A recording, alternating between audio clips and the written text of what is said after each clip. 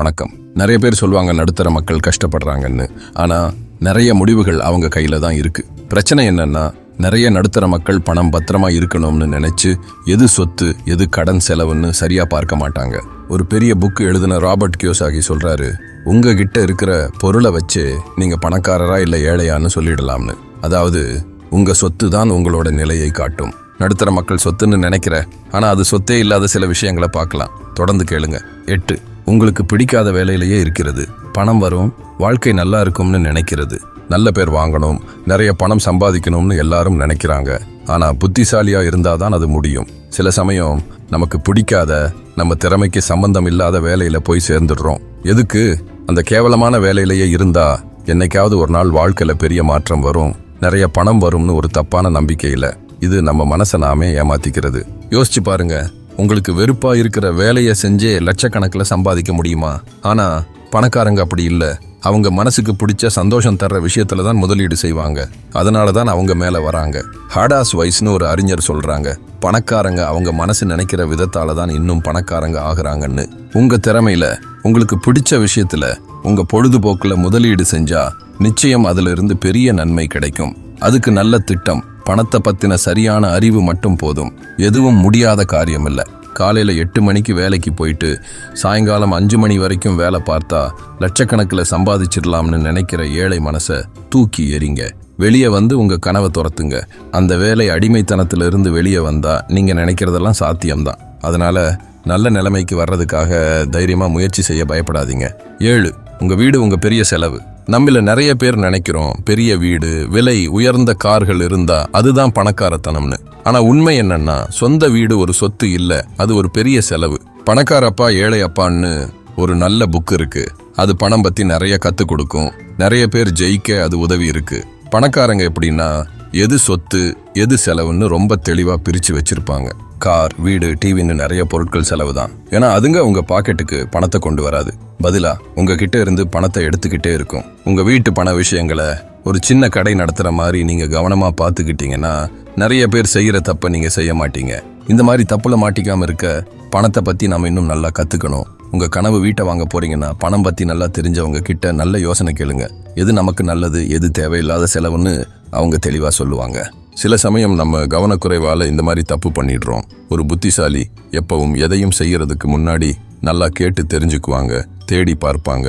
முட்டாளுக்கு தான் எல்லா பிரச்சனைக்கும் பதில் தெரியும்னு தோணும். 6. நடுத்தர மக்கள் முதல்ல செலவு செஞ்சுட்டு அப்புறமா மிச்சத்தை முதலீடு செய்வாங்க.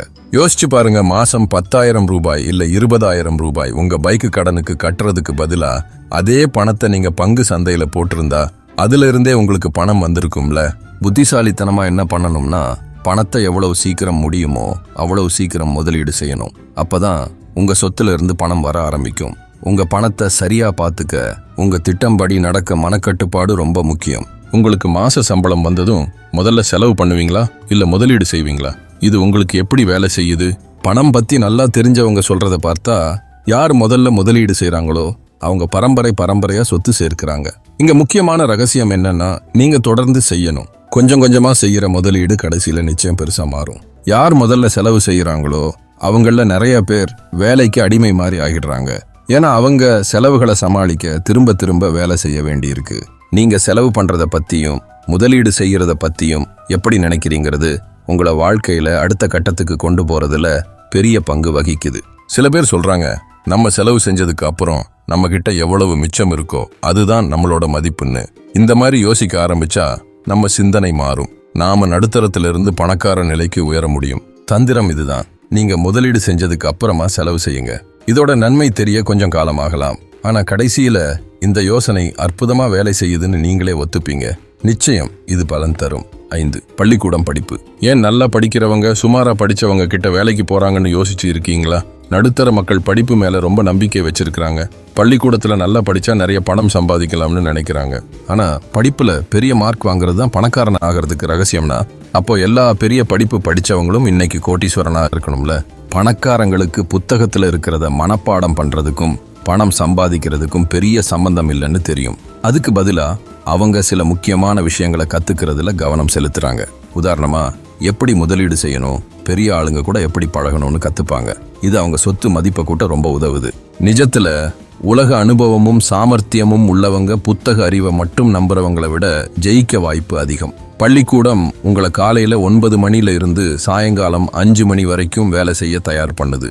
ஆனா பொது அறிவு, உலக அறிவு தான் உலகத்தை எதிர்கொள்ளவும் வாழ்க்கையில புது புது விஷயங்களை முயற்சி செய்யவும் தைரியம் கொடுக்குது. உங்களுக்கு ஒரு உத்வேகம் வேணுமா? பில் கேட்ஸ் அவரோட வெற்றிக்கு ஒரு காரணம் வருஷத்துக்கு 50 புத்தகம் படிக்கிறதுன்னு சொல்றாரு. அதனால நீங்களா சொந்தமா கத்துக்க பயப்படாதீங்க. அது உங்களுக்கு பெரிய சக்தி கொடுக்கும். 4.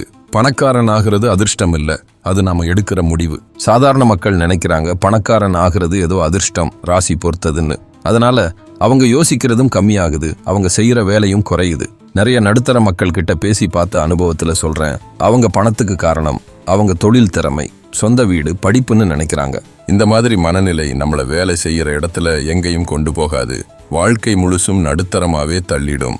இந்த எண்ணத்தை உடைச்சு உங்க யோசிக்கிற விதத்தை மாத்த முடியலன்னா நீங்க தோத்துட்டீங்கன்னு அர்த்தம். பணக்காரங்க எப்படி இவ்வளோ அதிர்ஷ்டசாலியா இருக்காங்கன்னு ஆச்சரியப்பட்டுட்டே இருக்க வேண்டியதுதான்.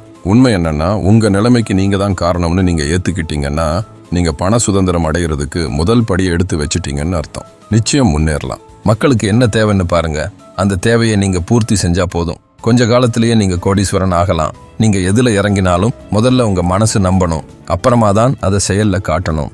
நீங்க எதை நம்புறீங்களோ அதுவாகவே ஆவீங்க. நீங்க என்ன நினைக்கிறீங்களோ அதுதான் உங்க வாழ்க்கையில நடக்கும். அதனால எப்பவும் நல்லதையே நினையுங்க. இது ரொம்ப சக்தி வாய்ந்தது. வீட்டுல காய்கறி செலவை, மற்ற மாச செலவுகளை எப்படி குறைக்கலாம்னு புது புது வழி யோசிக்கிறத விட்டுட்டு மக்களுக்கு என்ன தேவை, என்ன மாதிரி புது தொழில் ஆரம்பிச்சா அவங்களுக்கு உதவியா இருக்கும்னு புது ஐடியாவை யோசிங்க. இது உங்களை மேல கொண்டு போகும், நம்புங்க. 3. பணம் அதிகமா இருந்தா குணம் மோசமாகிடும். பணம் தான் எல்லா பிரச்சனைக்கும் காரணம் அப்படின்னு ஒரு தப்பான எண்ணம் நடுத்தர மக்களை அடிமைப்படுத்தி வச்சிருக்கு. ஆனா நிறைய பேர் இப்படி நம்புறது தப்பு. பணம் கூட கூட பிரச்சனை கூடும்னு சில பேர் சொன்னாலும் அது உண்மை இல்லைன்னு நான் நம்புறேன். பணம் நல்ல விஷயங்களையும் கொண்டு வர முடியும். ஒரு மனுஷனோட வாழ்க்கையையும் அவங்க குடும்பத்தோட வாழ்க்கையையும் தலைமுறைக்கு மாற்றக்கூடிய சக்தி அதுக்கு இருக்கு. ஆனா பாருங்க, நிறைய பேர் என்ன நினைக்கிறாங்கன்னா அதிக பணம்னா அது பேராசை, லஞ்சம், கொடுமை இதோட தான் சேரும்னு நினைக்கிறாங்க. நீங்க பணக்காரங்க கூட பழகி பார்த்தீங்கன்னா தெரியும் அது உண்மை இல்லை. உண்மையான விஷயம் என்னன்னா பிரச்சனை பணத்துல இல்லை, அந்த மனுஷன்கிட்ட தான் பிரச்சனை.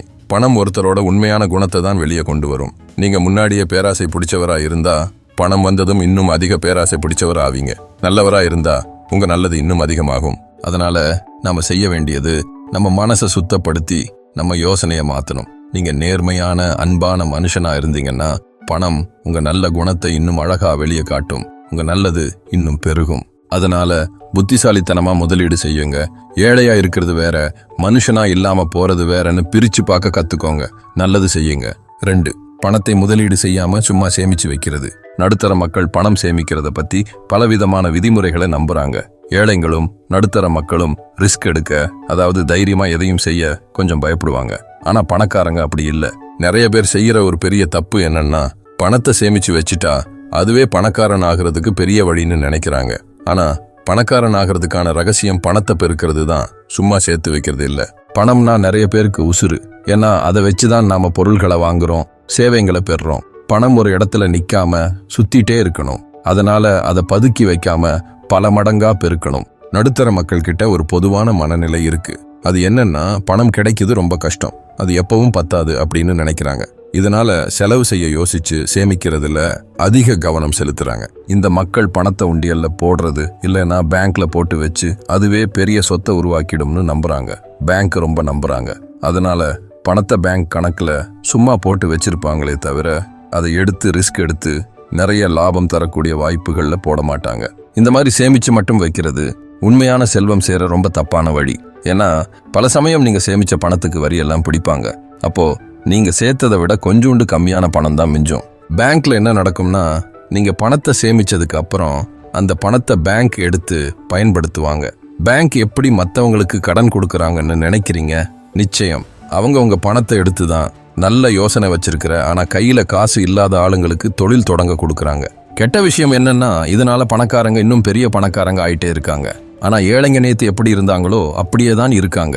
நீங்க சேமிக்கிற பணம் உங்களுக்கு உதவாம வேற யாருக்கோ உதவுது. யோசிங்க. 1. நல்ல ஆபீஸ் வேலைகள் சரியான வழியா? இது கொஞ்சம் குழப்பமா இருக்கலாம், ஆனா உண்மை இதுதான். அந்த நல்ல சம்பளம் தர்ற ஆபீஸ் வேலையை பிடிச்சிட்டு இருக்கிறது உங்களை பணக்காரனாக்காது. இது நிச்சயம். பணக்காரங்க கஷ்டப்பட்டு கம்பெனியில் மேலே மேலே பதவிக்கு போக முயற்சி பண்ண மாட்டாங்க. அவங்க அந்த கம்பெனிக்கே முதலாளி ஆகணும்னு வேலை செய்வாங்க. அதாவது ஏணியில் ஏற மாட்டாங்க, ஏணியையே சொந்தமாக்க பார்ப்பாங்க. இதுதான் அவங்களோட சக்தி. நடுத்தர மக்கள் நினைக்கிறாங்க எங்கேயாவது வேலைக்கு போய் மாச கடைசியில் சம்பளம் வாங்குனாதான் பணம் வரும், முன்னேற முடியும்னு. அவங்க படித்து காலேஜ் போய் வேலை தேடணும்னு சொல்லி கொடுத்ததால அப்படி ஒரு வேலையில் வாழ்க்கையை கழிக்கிறாங்க. ஆனால் பணக்காரங்க சொந்தமாக தொழில் தொடங்கி நடுத்தர மக்களுக்கு வேலை கொடுப்பாங்க. நடுத்தர மக்களோட இந்த பிடிவாதமான யோசனை அவங்கள ஒரே இடத்துல நிற்க வச்சிடுது. அவங்களால பணத்தில் மேலே வர முடியறதில்ல. அவங்க அங்கேயே தங்கிடுறாங்க. கடைசியில் அவங்க முதலாளி சொல்கிற வேலையெல்லாம் செய்கிறவங்களா மாறி அவங்க முதலாளி கோடிக்கணக்கில் சம்பாதிக்க உதவி பண்ணுறாங்க. யோசிங்க, உங்களுக்கு மாதம் எவ்வளோ பெரிய சம்பளம் கிடைச்சாலும் உங்கள் முதலாளி அவரோட கோடிக்கணக்கான லாபத்திலிருந்து ஒரு 10% இல்லை, அதை விட கம்மியாக தான் உங்களுக்கு சம்பளமாக கொடுக்குறாரு. இது எவ்வளோ பெரிய உண்மை. இதில் கொடுமையான விஷயம் என்னன்னா, நீங்கள் செய்கிற வேலையில் உங்கள் முதலாளியை விட நீங்கள் திறமைசாலியாக இருக்கலாம். அதனால தான் உங்களை வேலைக்கே வச்சிருக்கிறாங்க. இதை நம்புங்க.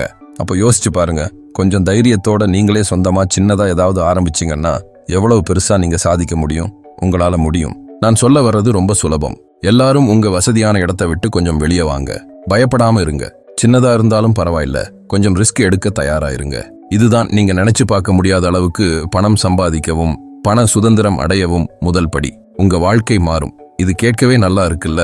நம்புங்க. சரி, இன்னைக்கு வீடியோவை பார்த்ததுக்கு ரொம்ப நன்றி.